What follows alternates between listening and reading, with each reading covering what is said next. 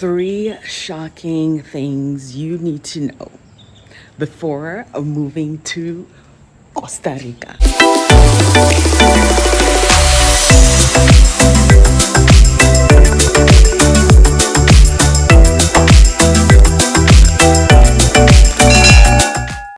If you're looking to move to Costa Rica, you need to watch this video all the way to the end. The first thing people fail to do when they come to Costa Rica is integrating in the community. I am on a Tica and Tico farm.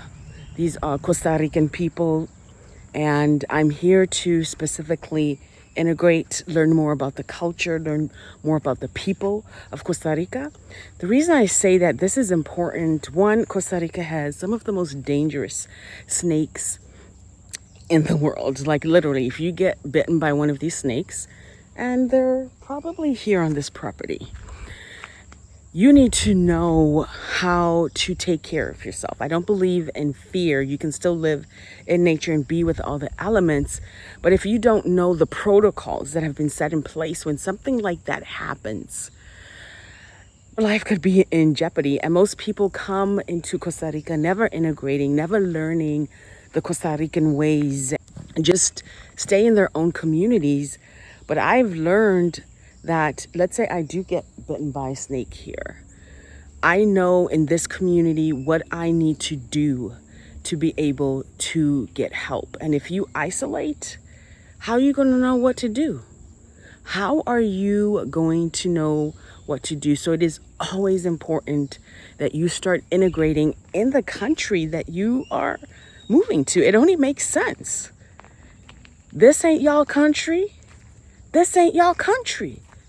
So you coming here and not integrating with the people, not learning the language, not learning the customs, you're actually hurting your own experience. Second is really understanding the weather and the climate of the place, the area that you are staying in.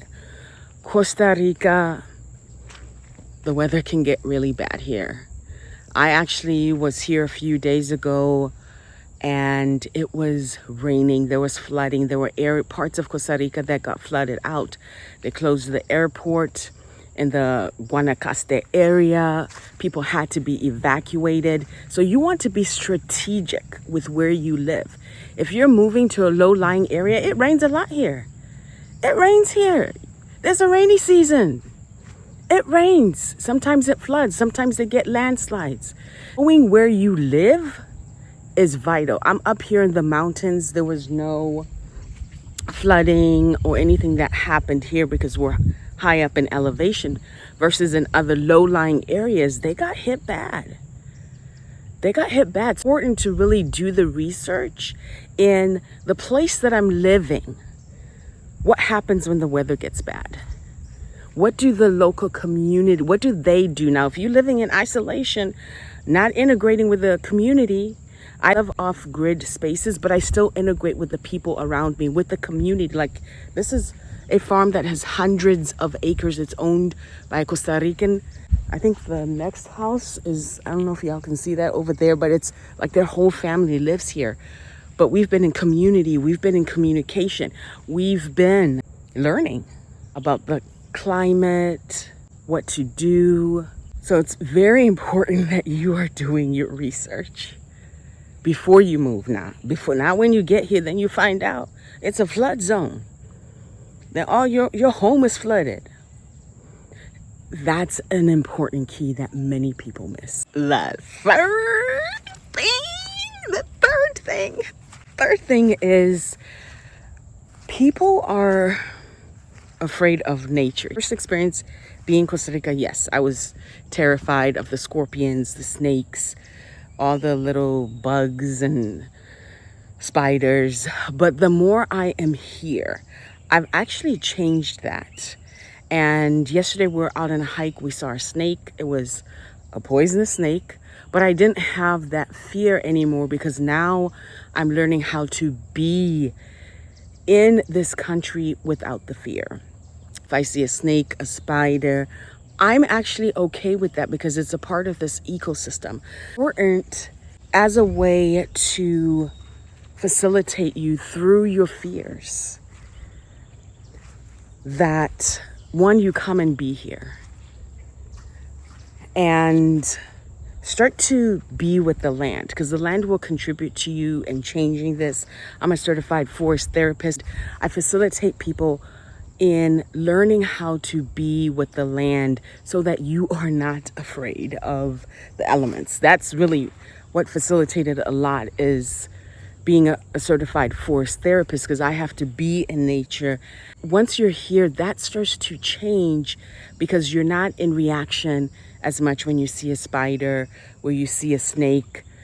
The beauty of Costa Rica is that because they do not tear down their ecosystems, the snakes have plenty of places to thrive. A snake actually gets to be a snake here.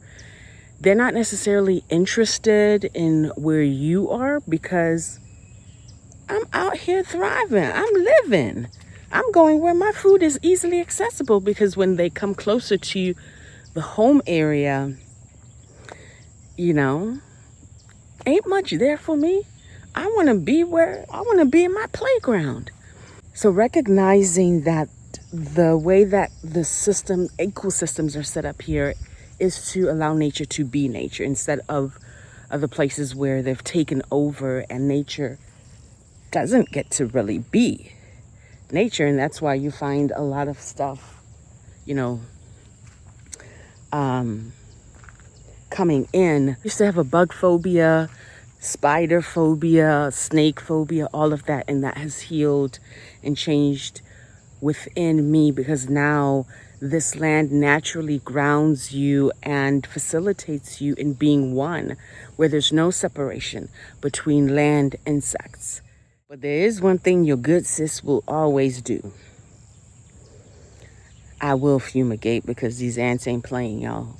These ants ain't playing. They ain't playing with no cinnamon. I know some of y'all said put some cinnamon. Nope.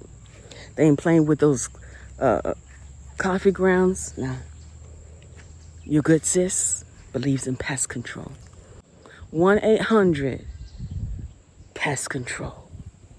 I appreciate y'all and everyone that's going to comment about natural elements. I understand. But you have to choose what truly works for you.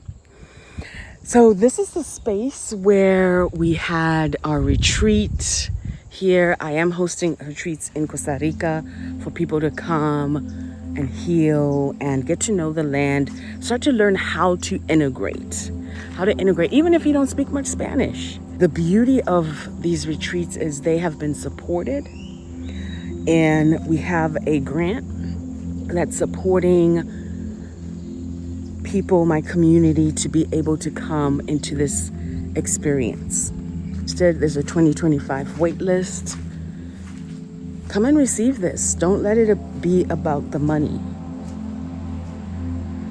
because it's never about the money. It's about your choice. Gracias. Pura vida Costa Rica. Pura vida Costa Rica. Costa Rican washers are so different, y'all. This is the old school washer. I'm gonna walk y'all through how to do some Costa Rican laundry. So first you're gonna turn on the water. Then you put in your clothes. I'm gonna turn off the water.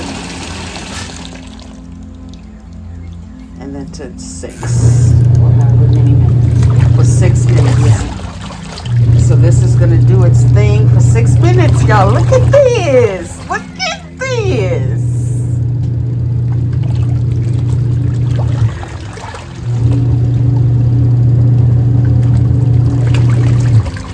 Okay, so I'm gonna turn this off now. Then I am going to do the wash rinse. I'm probably gonna do like 6 minutes, because your girl likes this stuff plain, like really plain. So we can put it on 3, 6, 9. Typically they were saying 3 minutes, y'all, but your girl's doing 6. So y'all can see the minutes. I had it at 6, now it's at 3. It's doing its wash thing. It's washing right now. It's doing its thing. Okay, now you see it stopped washing. Now we're going to drain. So it drains all that out. Come on, come on, come on. Drain, drain, baby.